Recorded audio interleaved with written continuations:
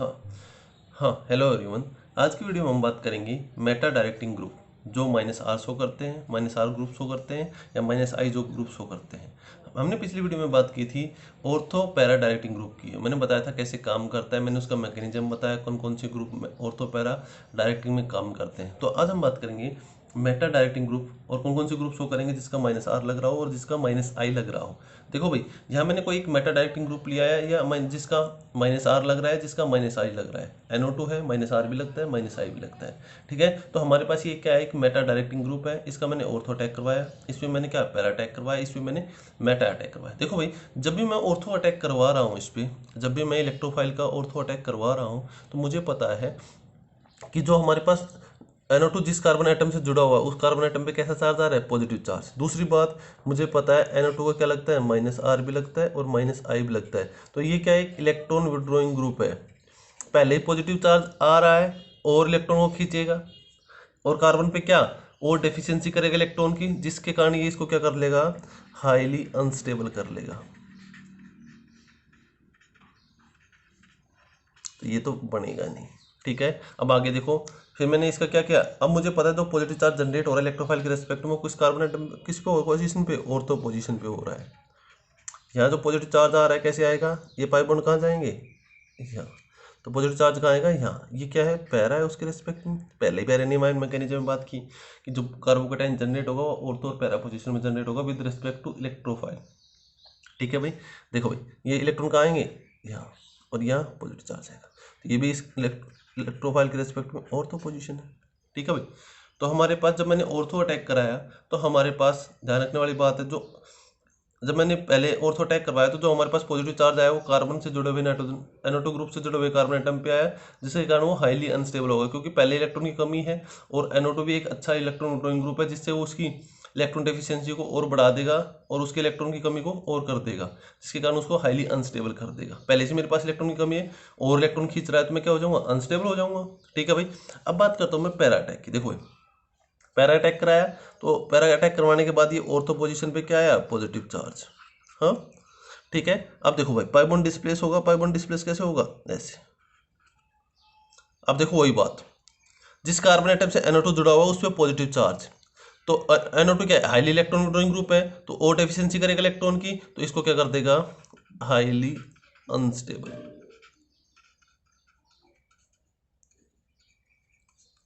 ठीक है, फिर इसका क्या होगा, रेजोनेंस होगा और पॉजिटिव चार्ज, ये क्या, पैरा पैरा पे पॉजिटिव चार्ज इलेक्ट्रोफाइल के रिस्पेक्ट में, और ये क्या, ऑर्थो। सब बता रखे। देखो भाई, अब बात करता हूँ मेटा अटैक की। मेटा अटैक मैंने कराया, इलेक्ट्रोफाइल के रिस्पेक्ट में ऑर्थो पोजीशन में क्या आ रहा है, पॉजिटिव चार्ज आ रहा है। फिर देखो भाई, इसके रिस्पेक्ट में पैरा भी पॉजिटिव चार्ज आ रहा है। पाई बॉन्ड कहाँ जाएंगे, यहाँ। पैरा भी पॉजिटिव चार्ज आया, अब पाई बॉन्ड कहाँ जाएंगे, यहाँ। फिर कहा है ऑर्थो। तो आप लोगों ने एक बात नोट की, जब मैं मेटा डायरेक्टिंग ग्रुप -r या -i वाले ग्रुप के रेस्पेक्ट में मेटा पोजीशन पे इलेक्ट्रोफाइल जोड़ रहा हूँ, तो जो जिस कार्बन से NO2 जुड़ा हुआ है उस कार्बन पे कभी भी पॉजिटिव चार्ज नहीं आ रहा। तो जो इसके अंदर रेजोनेटिंग स्ट्रक्चर बनेंगे वो सारे क्या बनेंगे, स्टेबलाइज स्ट्रक्चर बनेंगे। अनस्टेबल कौन सा भी नहीं होगा। तो इसलिए प्रीफर करते हैं कि जब हमारे पास मेटा डायरेक्टिंग ग्रुप हो या जो ग्रुप -r शो करते हैं, -i शो करते हैं, उनके रेस्पेक्ट में जो इलेक्ट्रोफाइल जुड़ेगा वो कहाँ जाके जुड़ेगा, हमारा मेटा पोजीशन पे जुड़ेगा। ठीक है भाई, तो हमेशा ध्यान रखने वाली बात है, क्या ध्यान रखोगे, एक बात हमेशा ध्यान रखना कि अगर मेरे पास ऐसा कोई ग्रुप है, अगर मेरे पास ऐसा कोई ग्रुप है जिसका क्या लग रहा है, +r लग रहा है या +i लग रहा है, तो उस पर कागज इलेक्ट्रोफाइल जाके जुड़ेगा कहाँ, ऑर्थो एंड पैरा पोजीशन। क्यों क्यों जुड़ेगा, क्योंकि +r लगेगा तो इलेक्ट्रॉन लीज करेगा, तो जो नेगेटिव चार्ज आएगा वो क्या आएगा, ऑर्थो और पैरा पोजीशन पे आएगा। तो इलेक्ट्रोफाइल नेगेटिव चार्ज आ रहा है, इलेक्ट्रोफाइल इजीली जाके जुड़ सकता है, ऑर्थो और पैरा भी जुड़ सकता है। और अगर मेरे पास ऐसा कोई ग्रुप है जिसका -r लग रहा है या -i लग रहा है, तो उसके ऊपर इलेक्ट्रोफाइल जाके जुड़ेगा कहाँ, मेटा पोजीशन। क्योंकि ये इलेक्ट्रॉन खींचेगा तो पॉजिटिव चार्ज कहाँ आएगा, ऑर्थो पे और पैरा पे। पॉजिटिव चार्ज कहाँ आएगा, ऑर्थो और पैरा पे, जिससे ऑर्थो और पैरा पे इलेक्ट्रॉन की डेफिशिएंसी होगी, तो इलेक्ट्रॉन बचा कहाँ, मेटा पोजीशन पे। जो इलेक्ट्रोफाइल जुड़ेगा वो जाके कहाँ जुड़ेगा, मेटा पोजीशन पे। ठीक है, तो एक ट्रिक है याद रखने के लिए, सीधा सा तरीके से याद रख सकते हैं। आगे चलते हैं, देखो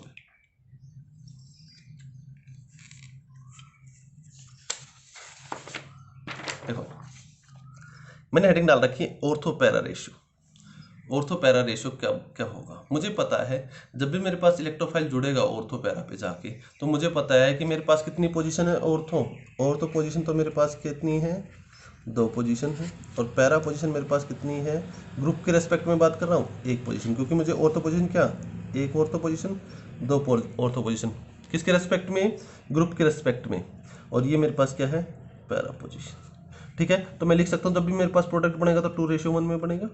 हाँ भाई, जब भी मेरे पास प्रोडक्ट बनेगा तो 2:1 में बनेगा। अब कौन सा मेजर बनेगा ये भी पता होना चाहिए कि ऑर्थो प्रोडक्ट मेजर बनेगा या पैरा प्रोडक्ट मेजर बनेगा। तो मुझे पता है कि मैंने ये क्या लिया, मिथाइल बेंजीन लिया, टोलुइन लिया, इथाइल बेंजीन लिया और क्या, टर्सीब्यूटाइल बेंजीन लिया। मुझे पता है कि जब भी इस पे इलेक्ट्रोफाइल आके जुड़ेगा, जब भी इस पे इलेक्ट्रोफाइल ऑर्थो पे आके जुड़ेगा, तो मुझे पता है कि जब जब बल्कीनेस बढ़ रही है तो ये क्या करेंगे, ग्रुप क्या करेंगे, रिपेल करेंगे इलेक्ट्रोफाइल को। तो मैं ऐसे लिख सकता हूँ इसको, जब मैं लेफ्ट टू राइट मूव करूँगा तो क्या लिख सकता हूँ, बल्कीनेस ऑफ ग्रुप इंक्रीजेज। जब बल्कीनेस बढ़ रही है तो जब इलेक्ट्रोफाइल आएगा तो ये बल्कि ग्रुप इलेक्ट्रोफाइल क्या करेंगे, रिपेल करेंगे, जिससे ऑर्थो प्रोडक्ट बनने की संभावना क्या हो जाएगी, कम हो जाएगी। सो फॉर्मेशन ऑफ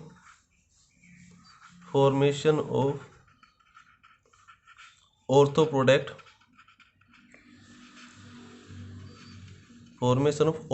क्या हो जाएगा, डिक्रीजेज। तो formation of para product increases. ठीक है, तो जब जब मेरे पास कोई बल्कि ग्रुप होगा तो मेरे पास जो पैरा प्रोडक्ट होगा वो क्या बनेगा, बल्कि बनेगा। नहीं, पैरा प्रोडक्ट क्या बनेगा, मेजर प्रोडक्ट बनेगा। अगर मेरे पास बल्कि ग्रुप है तो मैं बात करूंगा पैरा प्रोडक्ट क्या बनेगा, मेजर बनेगा। ठीक है, ये बात तो हुई जो ग्रुप जुड़े हुए हैं बेंजीन पे। अगर मेरे पास जो इनकमिंग इलेक्ट्रोफाइल है वही बल्कि हो, अगर मेरे पास इनकमिंग इलेक्ट्रोफाइल है वही बल्कि हो, तो वो कहाँ जाके जुड़ेगा, ऑर्थो पोजीशन पे या पैरा पोजीशन पे, पैरा पोजीशन में, क्योंकि बल्कि है तो जो ग्रुप है वो उसको क्या करेगा, रिपेल करेगा। तो वहाँ भी प्रोडक्ट कौन सा बनेगा, वहाँ भी प्रोडक्ट हमारे पास कौन सा बनेगा, पैरा प्रोडक्ट मेजर बनेगा। ठीक है भाई, हाँ, तो यही था, 2 चीजें याद रखनी है आप लोगों को। अगर मेरे पास इलेक्ट्रोफाइल छोटा है, इनकमिंग इलेक्ट्रोफाइल छोटा है with respect to leaving group, तो ऑर्थो प्रोडक्ट बनेगा, नहीं तो क्या बनेगा, पैरा प्रोडक्ट बनेगा। तो ये हमारे पास था ऑर्थो पैरा रेशियो। ठीक है भाई, आई होप आपको समझ में आया। आगे बात करते हैं हम। देखो भाई, introduction of third substituent into the ring, कि कैसे इंट्रोड्यूस करेंगे जो हमारे पास थर्ड सब्स्टिट्यूएंट आएगा इनटू द रिंग। पहले हमारे पास क्या है, डाई सब्स्टिट्यूटेड है, और क्या है, डाई सब्स्टिट्यूटेड है। देखो भाई, यहाँ हमारे पास देखो, एक का तो क्या लग रहा है, इसका तो क्या लगता है, ऑर्थो पैरा, और इसका क्या लगता है, मेटा, ऑर्थो पैरा मेटा। तो जब हमारे पास दो ऑर्थो पैरा और मेटा इक्विवेलेंट पोजीशन पे हो तो हम क्या करेंगे, उसके अकॉर्डिंग प्रोडक्ट बनाएंगे कि इसको तो क्या बनाना पड़े, मेटा प्रोडक्ट बनाना पड़े, और इसको क्या बनाना पड़े, ऑर्थो प्रोडक्ट बनाना पड़े। तो देखो भाई, जब मैं नाइट्रेशन करता हूँ तो जो NO2 जुड़ा है वो कहाँ जुड़ा है, यहाँ। तो इसके रेस्पेक्ट में तो ऑर्थो प्रोडक्ट बन गया, और इसके रेस्पेक्ट में क्या बन गया, मेटा प्रोडक्ट बन गया। तो हम वो जगह सिलेक्ट करेंगे जहाँ दोनों जगह को क्या कर रहा हो, सेटिस्फाई कर रहा हो, कि ऑर्थो प्रोडक्ट भी बन जाए और हमारा क्या बन जाए, मेटा प्रोडक्ट भी बन जाए। यहाँ पैरा प्रोडक्ट की कोई संभावना नहीं है, क्योंकि इसके रेस्पेक्ट में पैरा पे क्या है, NO2 है, तो पैरा तो बनेगा नहीं, बनेगा क्या, ऑर्थो और क्या, मेटा। ठीक है भाई, अब दूसरी बात देखो भाई, अगर हमारे पास संभावना हो दोनों, देखो भाई, इसके रेस्पेक्ट में ये क्या लगेगा, इसका लगेगा मेटा, की मेटा बनाएगा ये, और ये क्या बनाएगा, ऑर्थो पैरा। ध्यान रखना, जब हमारे पास दोनों की संभावना सेम हो तो हमारे पास जो ऑर्थो पैरा है ना, वो डोमिनेंट होगा किस पे, मेटा पे। तो हम ऑर्थो पैरा के हिसाब से बनाएंगे। देखो भाई, अब हमारे पास मुझे पता है इसके रेस्पेक्ट में एक ऑर्थो पोजीशन ये, एक ऑर्थो पोजीशन ये, तो यहाँ तो प्रोडक्ट बन नहीं सकता। हाँ भाई, क्योंकि यहाँ आएगा तो दोनों साइड ग्रुप रिपेल करेंगे, यहाँ आएगा तो एक ग्रुप रिपेल करेगा। तो जो मेरे पास इसका क्लोरीनेशन होगा वो कहाँ होगा, पैरा पोजीशन पे। तो क्लोरीनेशन कहाँ हुआ, पैरा पोजीशन। ध्यान रखना, जब हमारे पास जो रेनफोर्स कर रहे हैं, ऑर्थो मेटा भी और क्या, मेटा वाला भी और ऑर्थो पैरा वाला भी रेनफोर्स कर रहा हो, तो हमेशा ध्यान रखना ऑर्थो पैरा डोमिनेंट रहेगा किस पे, मेटा पे। अब देखो भाई, हमारे पास एक ही ग्रुप के जैसे ऑर्थो पैरा के सेम हो, तो मुझे पता है, और ये भी क्या लगाता है, ऑर्थो पैरा लगाता है, और ये भी क्या लगाता है, ऑर्थो पैरा। तो मुझे पता है OCH3 का तो क्या लगता है, +R, और CH3 का क्या लगता है, +I, और क्या, +H। तो जो ज़्यादा डोमिनेंट फैक्टर है, ज़्यादा इलेक्ट्रॉन डेंसिटी को कौन बढ़ाएगा, ये। जो कार्बोकेटाइन बनेगा ज़्यादा स्टेबलाइज कौन करेगा, ये। तो मुझे पता है इसके अकॉर्डिंग मैं किसकी फॉर्मेशन करूँगा, प्रोडक्ट की फॉर्मेशन। तो इसके रेस्पेक्ट में ऑर्थो पे तो लेके नहीं जाऊँगा क्योंकि माइनर प्रोडक्ट बनेगा। तो बात किसी करूँगा, पैरा की। तो इसके रेस्पेक्ट में पैरा क्या लगेगा, नाइट्रेशन हो जाएगा। ठीक है भाई। तो ये था introduction of third substituent into the ring. पहले कैसे बताया मैंने, अगर मेरे पास ऑर्थो पैरा और मेटा दोनों है तो मैं वो जगह सेलेक्ट करूंगा जिससे हमारे पास क्या, दोनों का प्रोडक्ट बन रहा हो। अगर हम हमारे पास सेम तरीके से रेनफोर्स कर रहे हैं तो मुझे पता है कि ऑर्थो पैरा डोमिनेंट हो जाएगा कहाँ, मेटा पे। तो ऑर्थो पैरा के अकॉर्डिंग प्रोडक्ट बनाऊंगा एज कम्पेयर टू मेटा। और इसमें मुझे पता है अगर मेरे पास दोनों ही ऑर्थो पैरा है तो मुझे पता है कि मैं किसके अकॉर्डिंग प्रोडक्ट बनाऊंगा, जिसकी डोमिनेंसी ज़्यादा, इसका प्लस आर ज़्यादा, तो ये ज़्यादा डोमिनेट करेगा, ज़्यादा इलेक्ट्रॉन डेंसिटी को बढ़ाएगा। अगर ज़्यादा इलेक्ट्रॉन डेंसिटी को बढ़ाएगा तो ये डोमिनेंट हो जाएगा, इसके अकॉर्डिंग क्या हो जाएगा, नाइट्रेशन हो जाएगा। ऐसे ही क्या है, दोनों मेरे पास मेटा हूँ तो मेटा के अकॉर्डिंग कर लूँगा। ठीक है भाई। तो आज की वीडियो में इतना ही, नेक्स्ट वीडियो में मिलेंगे नए टॉपिक के साथ। Thank you.